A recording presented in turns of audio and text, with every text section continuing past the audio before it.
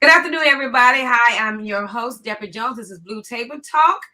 And so we're here tonight. This is a good night tonight because now we're starting with the candidates for election for the March 1st primary election. But tonight, before we even get started with all that, because you know it's time to vote. But before we get to all that, I talk about the COVID. And so, that I'm asking everybody to please get vaccinated or do something to protect yourself from getting COVID. You know that the Omicron is out and it's very powerful. That variant is very powerful. It even overbears the vaccine. So just like people pass away from the COVID-19, they're passing away from Omicron as well.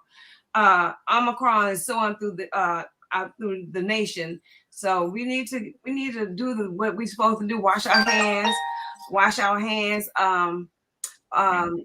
Keep our distance, and what else? Wear our mask. Oh, don't forget to wear your mask. Always wear your mask, because that is one of the things that help us through this busy season. And it's gonna be with us for a minute. So I had one doctor on here and said it's gonna be with us at least 10 years, and I'm believing him because we've already been in it 2 years. So we just need to do what we need to do and get vaccinated. You know that now they're giving the COVID test out, free COVID test. You can go to www.covidtest.gov and receive your free COVID test. I think you get at least 4 of them. So go ahead and sign up for that, and go ahead. They'll send it to you through mail, and everybody needs to just go ahead and get themselves together. Okay, so tonight we are having with us a candidate for the House of Representatives. We have Lisa Weber on tonight. Hi, Lisa. How you doing? Hi, Miss Deborah. I'm doing fine. I'm so glad to have you on tonight. Um, before Lisa gets started, if you have not registered to vote, you need to go ahead and register to vote, because they open on January 1st. You must be registered by 30 days prior to the election in order to vote.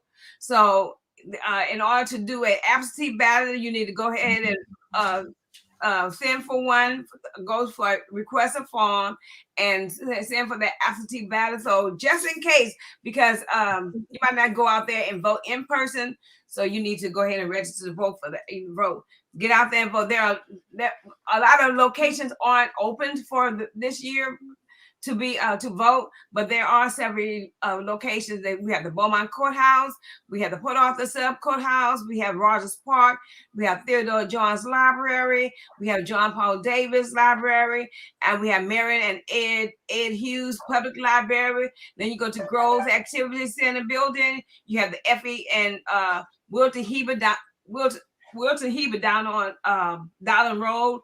We also have Ray Shake Zone Office Building and Precinct 1 Service Center. So those stations are open for the primary. Early voting starts February 14th through the 25th. So let's get out there, and let's get out there and get registered to vote if you have not registered to vote. So February 14th through the 18th, Monday through Friday, from 8 to 5. And on Saturday, it's from 7 to 7. That's February 19th. February 20th, which is Sunday, it's going to be 12 to 6.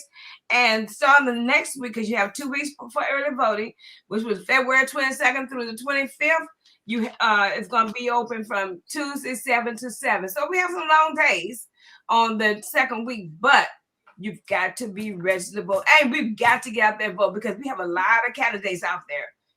Because we're just not voting for local, it's a whole state of Texas. So let's go ahead and vote. So, like I said, tonight we have our first candidate, which is Lisa Weber. She's with the House of Representatives. And so I know a lot of us don't know who Lisa is, or a lot of us do know she is. So I'm going to introduce her and present to others Lisa Weber. So, Lisa, can you introduce yourself to us? Yes, hi. My name is Lisa C. Weber, and I'm running for the Texas State House of Representatives. I am, like they say, a hometown girl. I've been in Beaumont for over 48 years, and I've been here with my family. I have a husband that I've been with for over 33 years. We have 3 children, 2 grandchildren. We have a daughter-in-law and a son-in-law. And I'm just excited to be on Miss Deborah's platform tonight.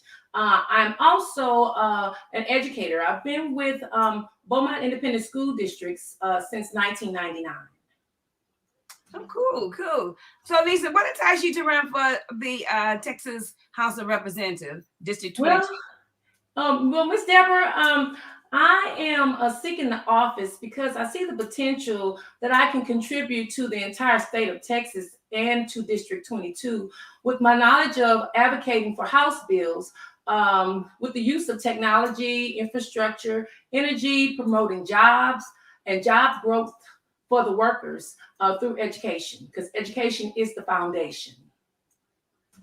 So, how long have this been in your mind to run for this?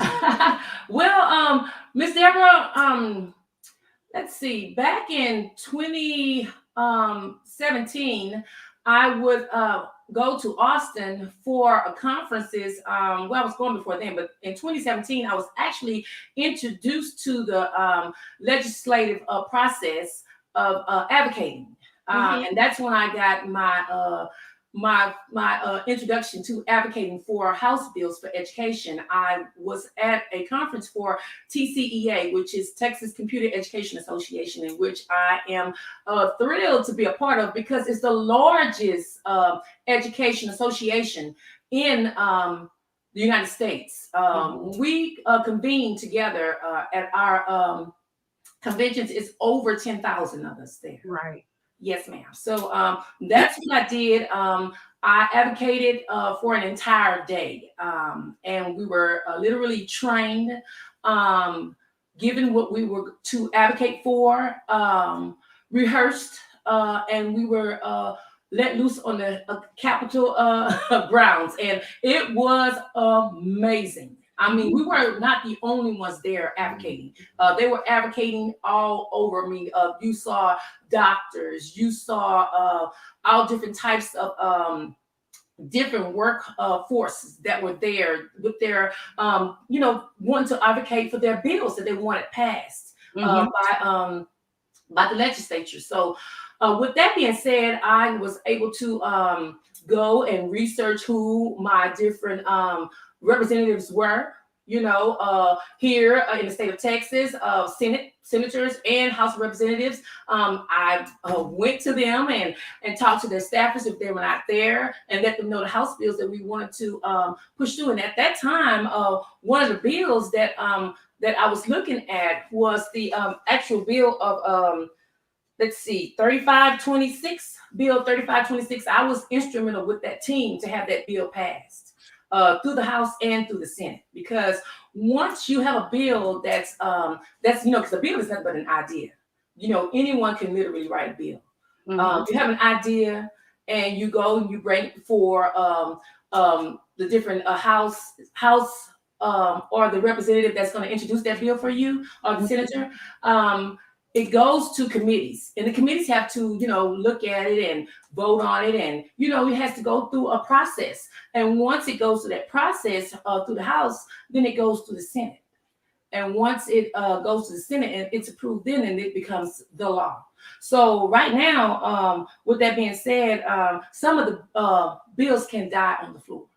And then you have a lot of bills, Ms. Deborah, they have the same wording. Because just because you have that idea doesn't mean somebody else doesn't have the same idea. It's just worded differently, but you still have that conception of that same idea. Yes, ma'am. So that's what really, really got me going back then. I used to always walk around and say that, I'm going to be in here one day, because I want to have ideas that become law. I have ideas that I would like to become law. Yes, ma'am. Well, I know that the guy who's coming out, which is Joe Desautels, he's a Beaumonter, and you're gonna feel a man with big shoes, because he did a great job, yes, at the House of Representatives District 22. So I was gonna ask you about House Bill 3526. So let them know exactly what is House Bill 3526. Okay, well, let me tell you, House Bill 3526 is a bill for technology. Mm-hmm. Okay, it's a bill for the infrastructure of technology. Right. Okay, when I would go and talk to the different representatives and the different senators that I found in office, I let them know that we don't have, at the time, during 2017, we didn't have adequate Mm-hmm. Wi-Fi and broadband throughout the state of Texas, because in rural areas, which Beaumont is considered sometimes a semi-rural area, because we have the surrounding areas such as Kuntz and Silsby, that sometimes don't have the strength of Wi-Fi that we do in this area, with Beaumont being the largest of the Golden Triangle that makes up the Golden Triangle. So, yes, ma'am, it's an infrastructure bill for technology, but it's geared toward education. Right. Okay. Exactly. And it's geared to help to sustain education. However, at the time, Ms. Deborah, when that bill passed, we were so happy because it didn't down the floor, it went through the Senate, and everything went well for us. I can remember coming back through from Austin, and I stopped off in Houston because my daughters live out there, and I stopped off and I was talking to my oldest daughter, who happens to be a political scientist with the MPA, and I was talking to her about the bill, and you know what her first words was to me? Because I was saying, oh my God, I said, we passed the bill. I said, we got 25 million for, this portion, and then the commissioner gets 25 million, every so often. She said, Mom, it's not enough. I was like, I felt like, she did me some injustice. So I was like, not enough. Well, now when I look back at it, Miss Deborah, it wasn't enough. Right. Right. Yes, ma'am. Right. So she was right. Mm-hmm. So yes, ma'am. So if you're going to be, if you're running for this office, I feel as though you need to know a little bit about the office itself. Yes, ma'am. So what does the House of Representatives do?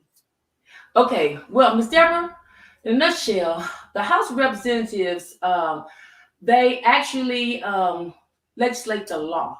Okay, they're composed of 150 members. Okay, Right. and they're elected to each one of them can be elected for 2-year terms. Okay, and it's each term they they're out of session and they come back into convening session. So a member of the House must be a citizen of United States of America, and they they must be at least 21 years of age. And so the thing about it is that the House of Representatives elects, if you're elected into the House of Representatives, you are an official person that live in the area in which you're going to be representing.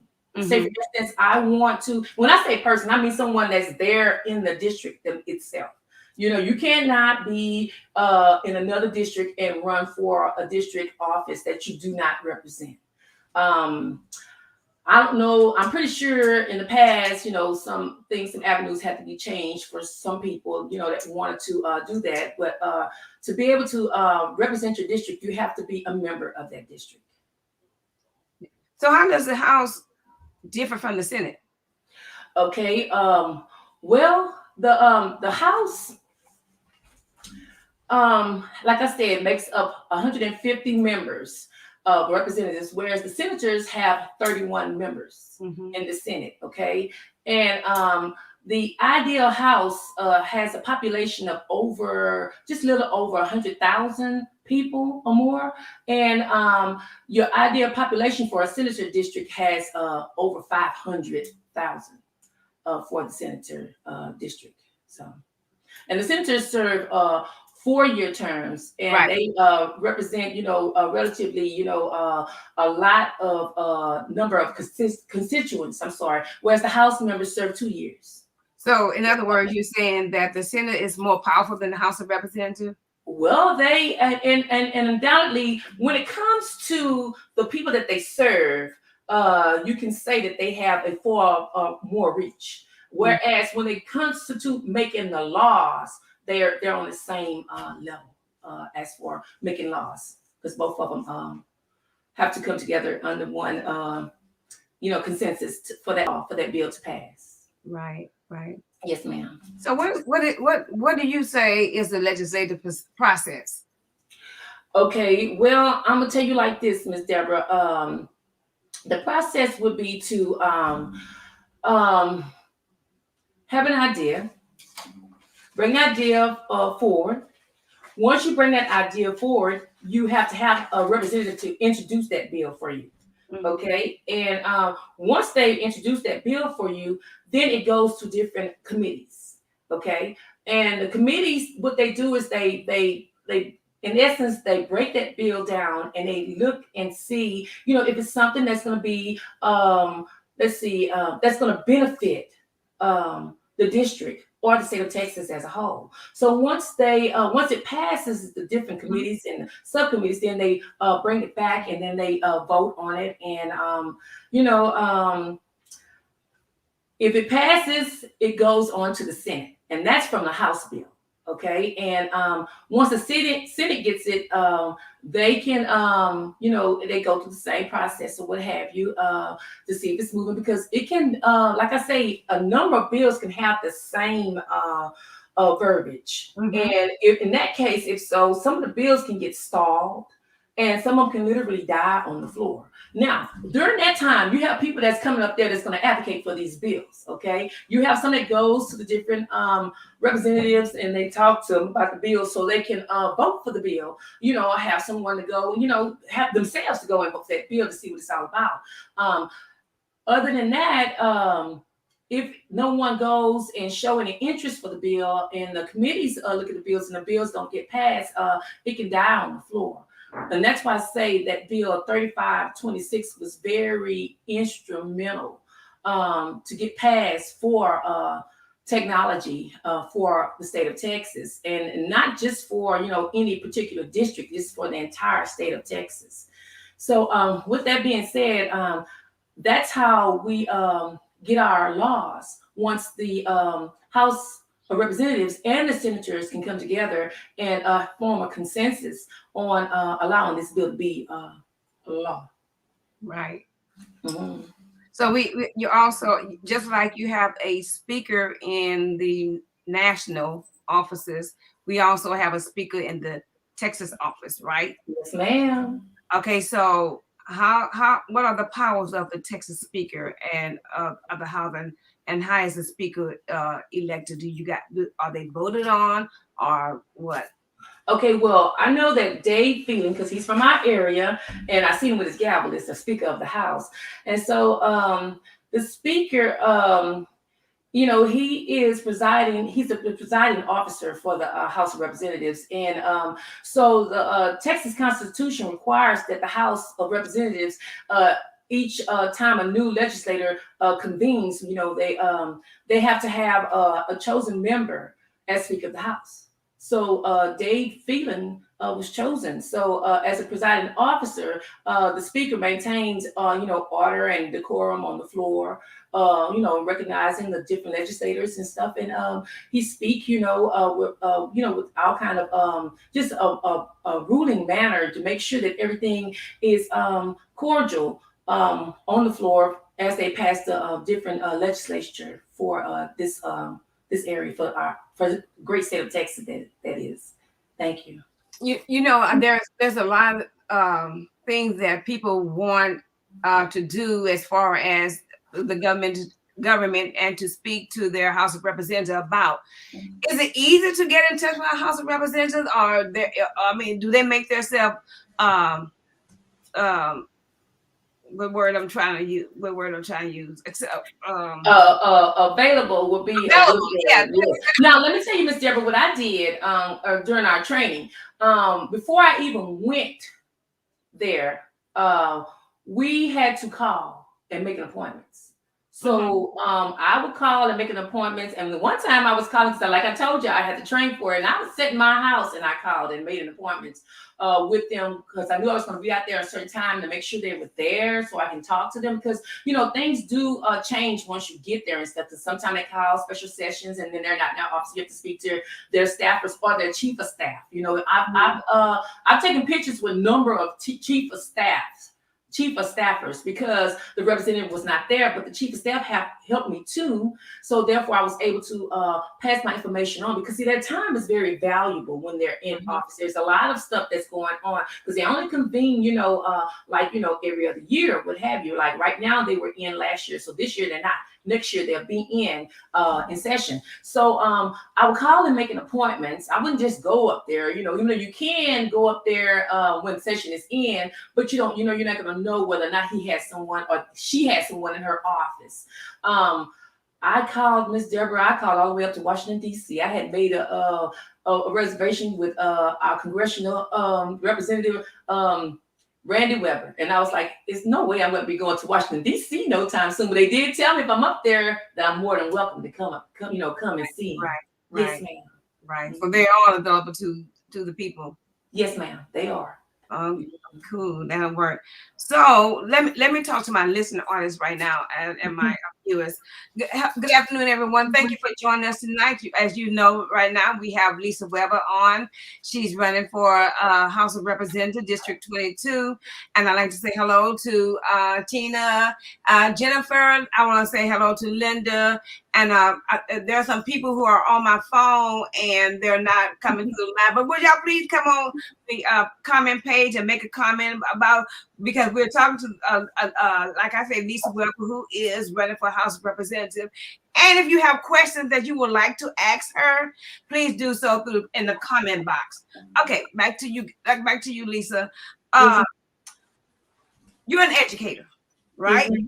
Okay, so therefore, they just passed a bill, let's say in June. House Bill 4545. And House Bill 4545 for the educators to help the students, because the students have been out for a year, last year, because of the pandemic. And so they have been out, so they're a year behind. So therefore, by them being a year behind, they need help. So they passed a bill 4545. What they do with that bill, they hired teachers, retired teachers, and to come and help with the regular teachers do pullouts like you do any other time. And so what do you think about that? Do you think that TEA is enforcing compliance with this new requirement, especially during the first year of implementation? I'm sorry. Do you think that they're trying to force it, or do you think that because the children didn't pass STAR last year? I mean, let me call a spade a spade. They didn't pass the STAR last year, so they're trying to push them so they can come and pass STAR this year. Do you think that TEA is going to look at it differently because they hired the retired educators under that House Bill 4545? Do you think that they're going to try to say, okay, we got these people here, so the kids need to pass STAR? You remember, they're a year behind. It takes almost a whole year to bring it back in. Yes, ma'am.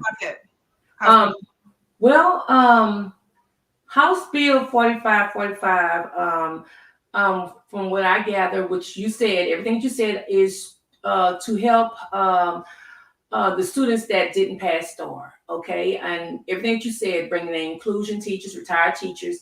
I truly feel that the data in which they will receive from the assessment will show where the students are. I don't think that they are going to hold it against a district, or they shouldn't, because of what we've had to deal with the pandemic. And right now, I think that they are going to be trying to support and look for ways of improvement. So that's why I'm right now with the students being able to come back to school. Okay, because with them losing that valuable time that we did during the pandemic, yes, it did take its toll. But right now, with them being singled out, and if they come to school and they go to the different, types of instruction and learning that they have for them, I truly believe they're going to get an accurate account of where the students are, so that they can make preparations for improvement. Right now, where I'm at teaching, we have a phenomenal leadership. Our principal and her administrative staff, all of them are so supportive. Everything is running like a well-oiled machine when it comes to testing. Mhm. And receiving, so they can receive the data in which they need in order for them to see where they are as for what House Bill 45 wants to know. I don't think that the commissioner would hold this against the different districts, because right now they have to realize that a lot of kids who didn't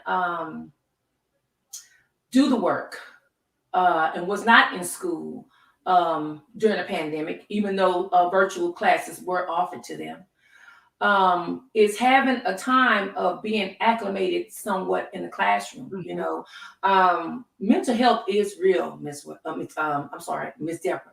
And if they don't understand that these kids it has taken a toll on our students, then for them to actually ask for them to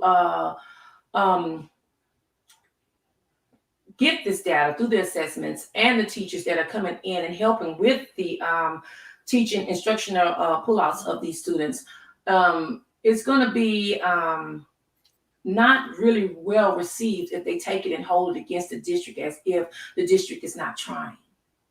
Okay. But like I know, mm-hmm. like I say, let's call a spade. The commissioner and TA, they all in there, and they're hard. They're hardcore. They expect the unexpected. And so they have a timeline like anything else. Mm-hmm. This time I'm bringing these people in. I'm giving you, the Senate and the House of Representatives has passed a bill, House Bill 4545. I'm giving you this time to do what you need to do. I'm giving you 2 years. 2 years to get it back on stick. We still have this COVID. And Ms. Deborah, with you saying that, guess what? The timeline is not conducive. It is not enough time. Right now, yes, you're saying we still have this COVID, this pandemic is still going on. And like I said before, you can still got students coming in and going out, coming in and going out. That's right. And not just that, I want to say the educators. We have teachers that are leaving, and teachers that are retiring, teachers that are being ill from this pandemic, because a lot of teachers, their whole families, they live together. And so if you have a child or several children that catches this, then you're quarantining.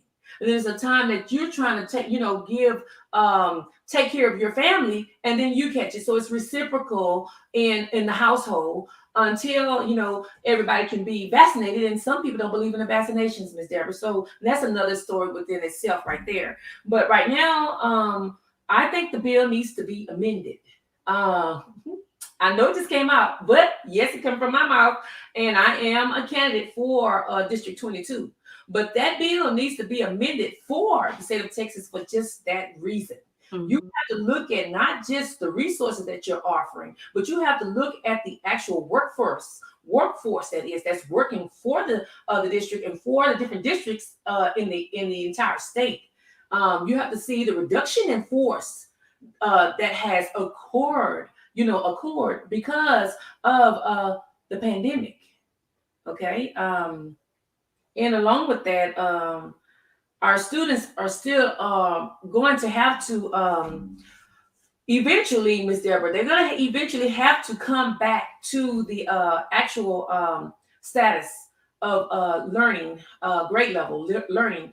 And eventually they will, however, you cannot, I wouldn't hold that against them. I would ask for alternate measures if a parent would allow.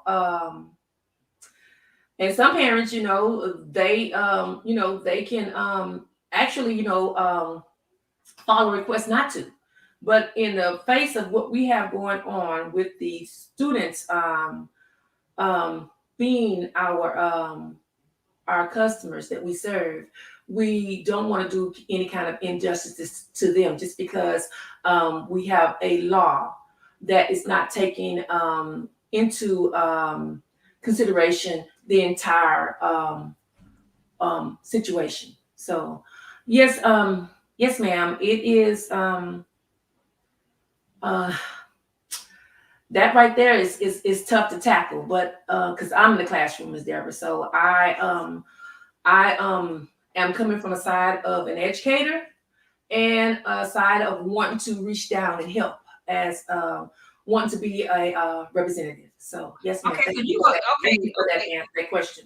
Okay, in March, we're voting for you to be in the House of Representatives. We're voting for you to go to Austin, do your thing, and of course, it falls over, it leaps over to November elections. So in November, we having you to go over there to do your thing. We need your voice over there.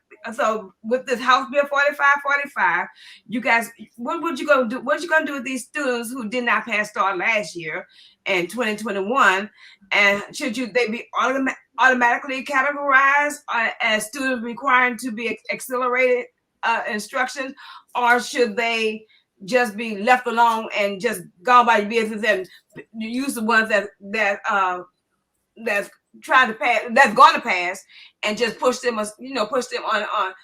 We need educators in that house that can talk, because we need that voice. Yes, we ma'am. can't say, we can't tell, we can say it, but they ain't hearing us, because we Nope. need in the house. So we need somebody who's gonna talk, that has been an educator, because there are a lot of people that in the House of Representatives, they are not educators. No, so they ma'am. don't know what's going on. Yes, ma'am. So yes, I applaud them for passing that bill. I applaud them for Yes, passing. ma'am. Yes, ma'am. Like, Me that too. bill needed to be passed because, Yes, ma'am. because of these students. So how could we reach down and get those who just don't want to do? Miss Deborah, now with them eventually, Miss Deborah, they will. With different incentive plans. Right now, Miss Deborah, I'm under career and technical education. A lot of your students, once they get into middle school, as early as middle school, they are good with their hands, Miss Deborah, building, construction, infrastructure. So when they get into 8th grade, Miss Deborah, they can go and take classes that's going to help them learn about principles of applied engineering, where they can literally utilize their hands to build robotics, or do 3D printing and stuff like that. Ms. Deborah, I can talk about that because that's what I'm under STEM. And in the 9th grade, do the same thing. Right now, I have students that are FAA certified drone pilots, Ms. Deborah, for recreational, 120 something of them. And it's awesome to know because, Ms. Deborah, it's a real certification that they receive from the FAA. And it's a lifetime certification. As long as they keep that laminated, Ms. Deborah, keep it somewhere, they can go and fly their drones anywhere. Now, when they turn 16, they can go to the Jack Brooks Airport, or whatever municipal airport that they choose to go to, Ms. Deborah, and pay the fee and become a licensed certified drone pilot, meaning that if they want to work for someone that needs a drone pilot, Ms. Deborah, they can hire them. Okay, and that to me is amazing. I think when you talk like that to individuals, they don't understand. But to me, some of these students are the ones that can be in this program. Okay. And eventually, Ms. Deborah, that's why I say eventually, once they learn that they are good at something, I think it won't be a problem for them to conform to what we need for them to learn and to know that they can too pass that STAR. Okay, because what it all boils down to is what they know and what they can learn to do. Now, what I'm excited about is that this 4th component for the accountability rating is under CTE with STEM. So I am just so ecstatic about that. When I hear them talking about certifications for Microsoft, certifications for manufacturing, engineering, technology, engineering 1, engineering 2, it really makes my eyes buck. It makes my chest go up. It makes I'm happy because they're reaching down to our students where they are.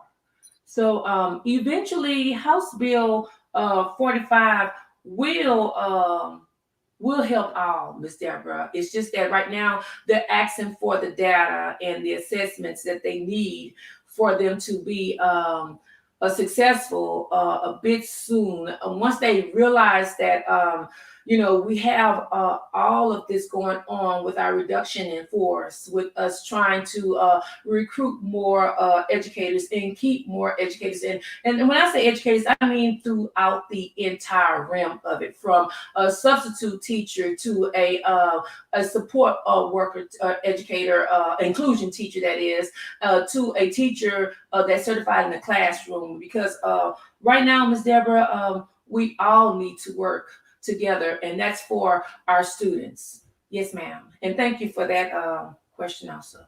Yeah, I know that your forte is geared towards technology. Yes, ma'am. And so, like we talked earlier, and a lot of people wasn't on here, and I want to reiterate that about the House Bill 3526, and that gears towards technology. They need that all as well, because right now the students are working with Chromebooks. Yes, ma'am. And so that's almost like their lifestyle right now. My thing, I like to go back into time, whereas good we have this program, good you have that program, good you have that program. But I'm glad the Senate, okay this. I'm glad the House and the Senate, they did their job, pass this bill, pass that bill. But you have to get these students who are slow learners. You see, you might not, that child might not, you have to reach the child where he is, put it like that. That's right. They might not come with you on the first boat. They're still behind on that boat. Okay, they're still trying to roll on. But if you get those students and work with them at their level, whether it's House Bill 45, House Bill, I'm gonna name a bill, House Bill 29, 26, whatever. If they name, if they 26, yes, ma'am. If they do it, they're going to, we need to get them where they are, reach them where they are. So how can that Senate and the House of Representatives look down and say, okay, we passed this bill, we're gonna do this and do that. So we need to get another bill. We need to come in and do another bill so that child who's struggling can work just as well as the one who already know what they're doing. Yes, ma'am. You're right, Ms. Deborah, and that's why we need educators in the Capitol, Ms. Webb. I'm sorry, Ms. Deborah keep looking at my name. We need educators in that Capitol. Yes, ma'am. That's going to have that voice for educators throughout the state of Texas, and that's why when I was able to go and advocate, Ms. Deborah, it was like just a voice, not just for me, but for every child, every parent that sent their kids to educational institution to learn. It was something I was giving a voice to for them, Ms. Deborah. So, and I was, I'm still like that, Ms. Deborah. Even in the classroom, when I look and see, right now we have an infrastructure problem. Not just, infrastructure can be in several areas. And right now we have an infrastructure problem with our technology, Ms. Deborah. So, with that being said, like I said, that money that they gave to us before, I was excited when Biden, our president, President Biden, passed that bill for us for our infrastructure. That's going to allow for technology to be able to be sustainable, throughout the states and what have you. But however, right now we have some kind of discord, to whereas we missed out on a bill about a week before last week, about $2 billion. For some reason, Ms. Deborah, they missed the deadline on that. And I'm like, how did you miss the deadline on $2 billion? That's going to help the state of Texas. You're looking at COVID relief, but you get 15 million here for COVID relief. And they turn around a month later and give you 16 million. What's 31 million compared to 2 billion? I don't understand. So right now, Ms. Deborah, I am asking for the citizens of District 21 vote on March the 1st, so I can be that person, that educator that goes to the Capitol and not only look at the different bills that they have they're presenting, but also to amend the bills that they have presented. Like you're talking about House Bill 4545, I would literally recommend that bill be amended to add things to it that we need, more verbiage to it that we need for our students. And not just for our students, but for our administrators also, and Ms. Deborah, let me tell you something also. I'm proposing to write my own bills. Right. Yes, ma'am. Okay, right. Roscoe Compton says, not pointing a finger at Ms. Weber, it would be easier to recruit the state fund money for teachers as it did for the wall. Okay, now, Ms. Deborah, let me tell you, I'm come back with this. I also want to present a bill to give every teacher in the state of Texas a substantial raise. And yes. not just a stipend, huh? That's right. When I say a substantial raise, Ms. Deborah, I mean something like California did some years ago. Right. When Vice President Kamala Harris was senator, and she saw to it that they all received that substantial raise. Mm-hmm. And at the time in California, that substantial raise was like $20,000. And Ms. Deborah, that money can go to helping someone pay off loans. Money can go to helping someone put down on a car. Someone can get a place to stay. Because right now, Ms. Deborah, the cost of living is going up. A lot of our educators are coming out of school with debt. And I'm just saying that, Ms. Deborah, because when you're in school and you're trying to take care of yourself, and you haven't got full scholarships, not everybody goes to school on a full scholarship. Some people go to school and they have to pay their way through school. And some people, they take out loans, and it's truth. I try to talk to different young people that I know, don't get disheartened when you find yourself in debt with education. You have that education now. You can go and try to find your job in your field and, pay down your debt. I remember when our president, Barack Obama, and Michelle became our president and first lady. They were talking about how they were in debt. They wrote books. They did different things in order to alleviate, to wipe out their debts. They did not come without any debt. So they are prime examples that it can be done. You can alleviate your debt, and not to say that it's inevitable. Everybody's going to owe somebody, at one point in time, unless you have, unless you're born, like they say, you come into a family that is already, that's right. That's right. I didn't want to go there, but yes, it's there. But right now, Ms. Deborah, Texas is a state of working people. Mm-hmm. And I'm for the workers, Ms. Deborah. And with that being said, I would like to see promoting jobs and job growth for the workers. Because right now, we in this area have over 600 workers that are without a job. And they're unionized. And yes, I would like to help and propose bills protecting the union workers too, because they need protection.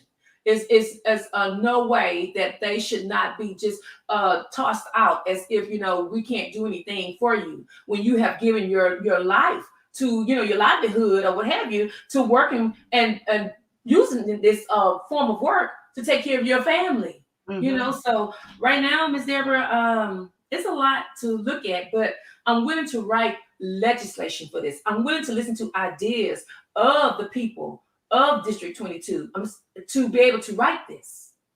Yes, ma'am. So do you think that the government is doing enough to fight poverty? What else could they do? Well, Ms. Deborah, I'm going to tell you like this. When they were giving out those stimulus checks, I was like, I had never seen nothing like that before in my life. I was like, and then, some people, it was like stimulus checks. What? So I know from studying, when you give out stimulus checks to your I didn't get one. That's all right. But when you give stimulus checks out to your economy, you are, you're trying to avoid going into recession. which right now, with the prices going up, and they're raising, they didn't raise interest rates up. They're going to be raising the interest rates up at least 3 times this year. Price is inevitable. Nothing is free. They gave you that free money, but rest assured, you're gonna have to pay that back in some type, form, of way, or something, in taxes or what have you. I'm form of fashion. So, no, Miss Deborah, I don't think they're doing well. They're doing the best they can with the actual lawmakers and bill, that they have, but I don't think that they're doing enough, because right now, Ms. Deborah, they're focused on other things other than trying to make sure that you eliminate poverty in our state. And that is voter suppression, women's rights. I mean, you're doing things right now. You're bringing it down, and you brought it down to the state of Texas, to where you're going to tell a woman what to do with her body. Mm-hmm. I don't understand it. Now, being a Christian, I know that we are taught that we have a choice. Everybody knows that God loves you, but you have to accept that. You understand what I'm saying? If you choose to go and do something you know is wrong, then you have to answer to a higher power. Now, for you to put a restriction on someone and tell them they can't do that, then when you're playing guard yourself. So for women, I think it's been set back a while, a ways back for us, telling a woman what she can do with her body. Ms. Deborah, and another thing too, the John Lewis voters voting act. I think that should be a law. Freedom to vote. That's right. That's right. As a young girl, my grandfather had a picture in the house. And I'm looking at that picture every day. Didn't know what it was. I thought it was his brother. I get into middle school, and we start learning about history. It was Martin Luther King on our wall in our home. So I'm like this when I realized the implications of what he stood for, and how he literally gave his life for us.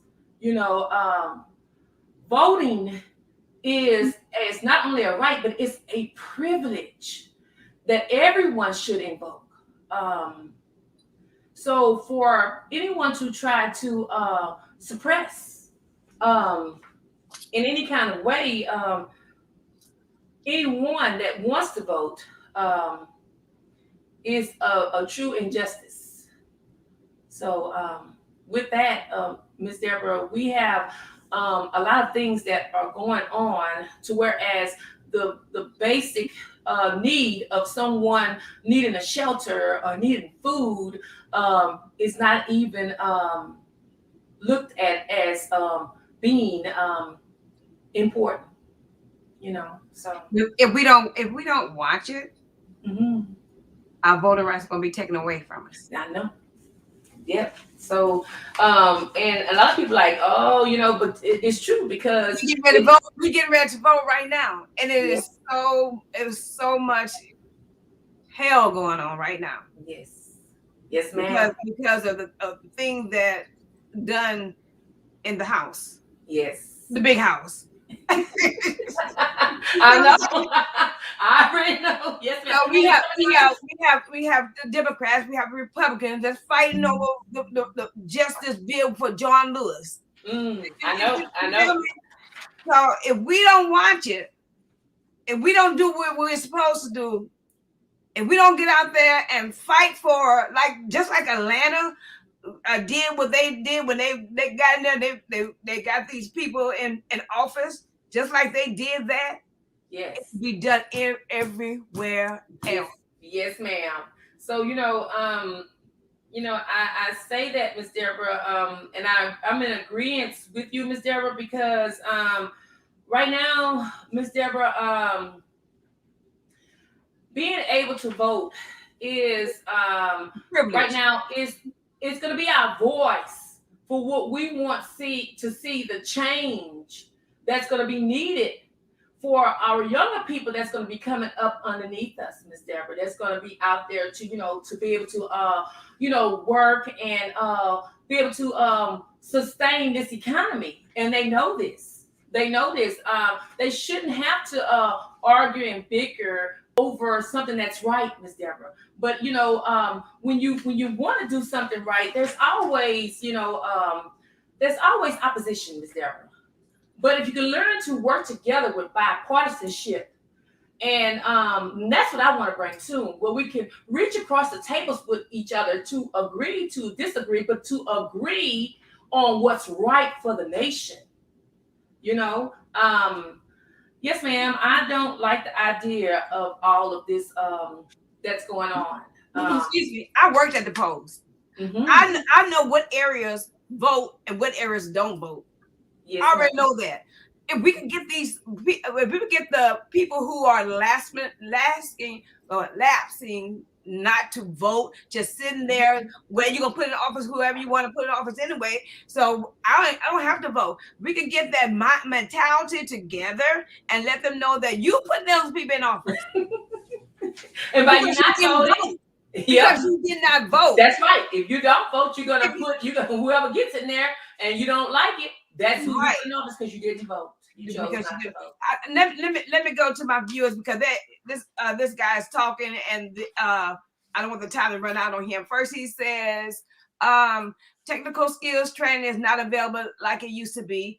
Woodwork, automotive have seen a lot of the types of program counseling in school districts across the state. These skills are needed to build America.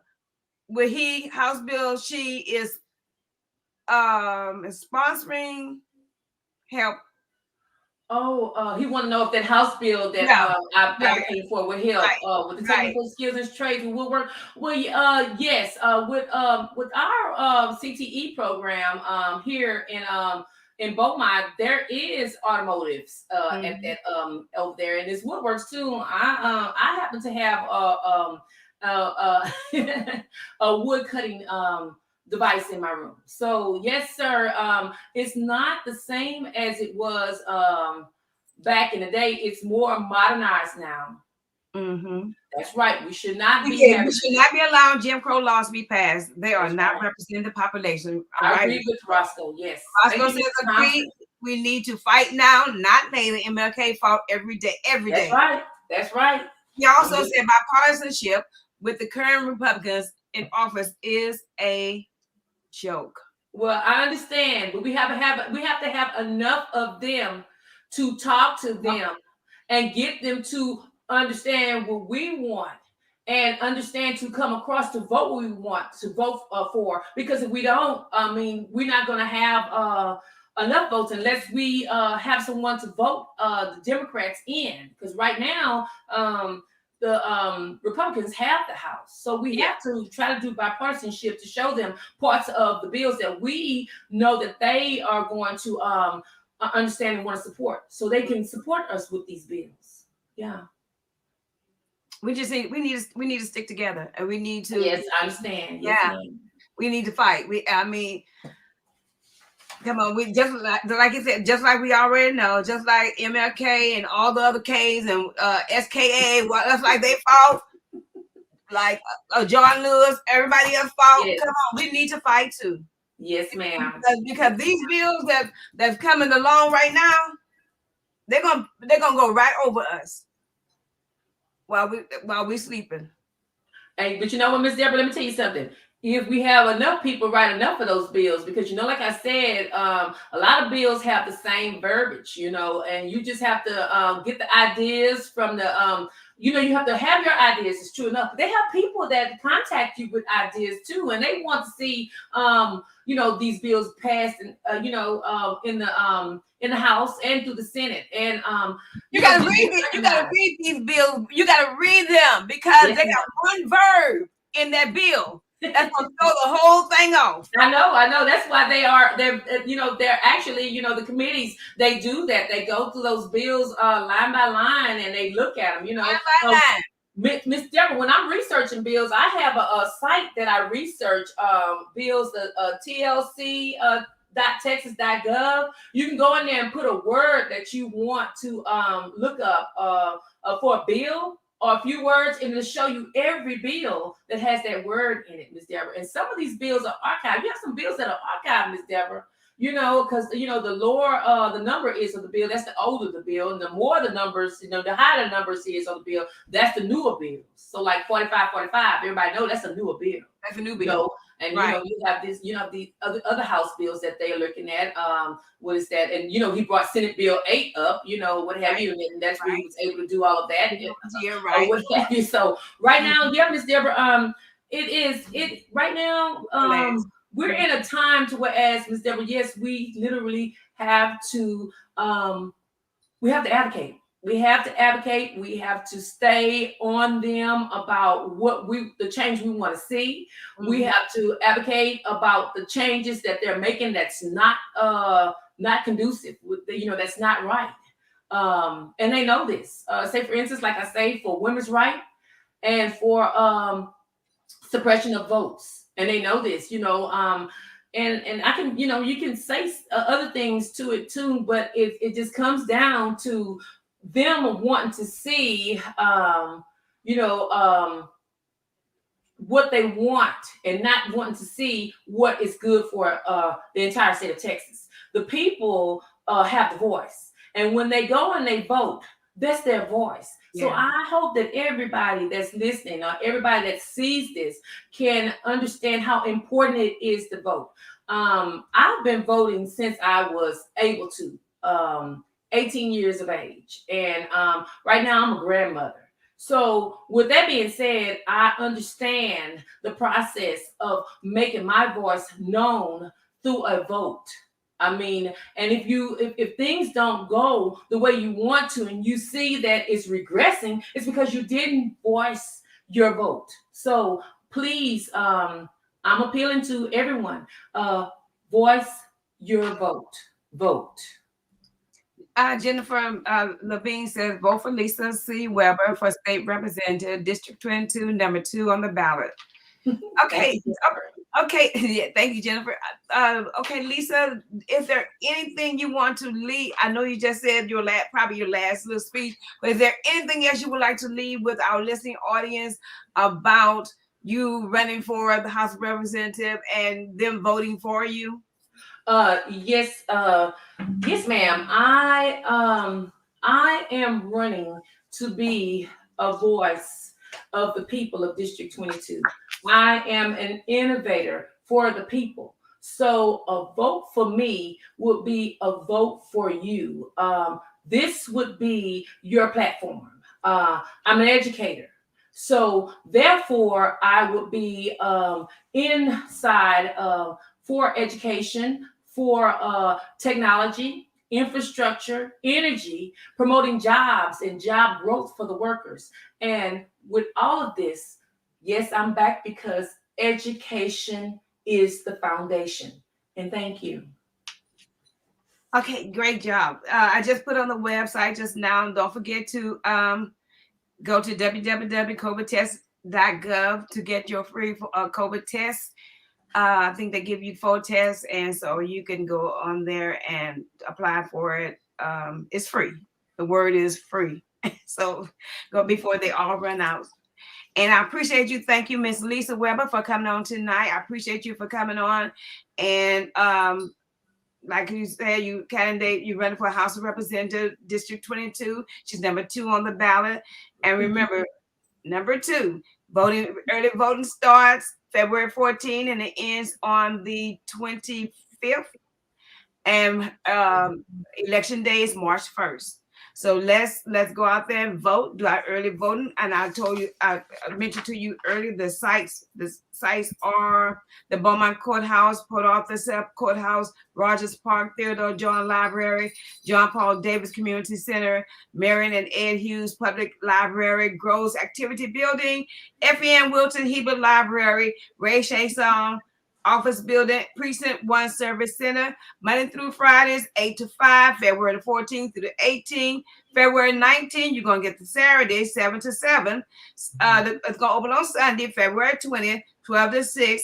And on February 22nd through the 25th, Tuesday through Friday, 7 to 7. This is early voting. This is a primary. And go and vote for the candidate of your choice. We thank you. Thank you, Cheryl Chambers said, thank you, Lisa, for your voice, for teaching on your journey. Thank you, Cheryl LeBlanc, Roscoe Compton. Thank you very much for all your thoughts. I see Roscoe everywhere. Beulah Norman, thank you. Linda Watson, thank you. Jennifer Levine, thank you. And Tina, thank you very much. We appreciate you guys. You guys always support me.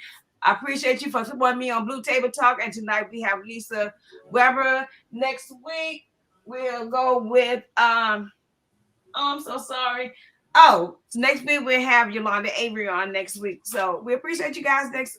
So I'll talk to you later. God bless you. God keep you as my prayer. If I can help anybody, I pass along this way, then I know that my living is not in vain. Smooches. Good night. Good night.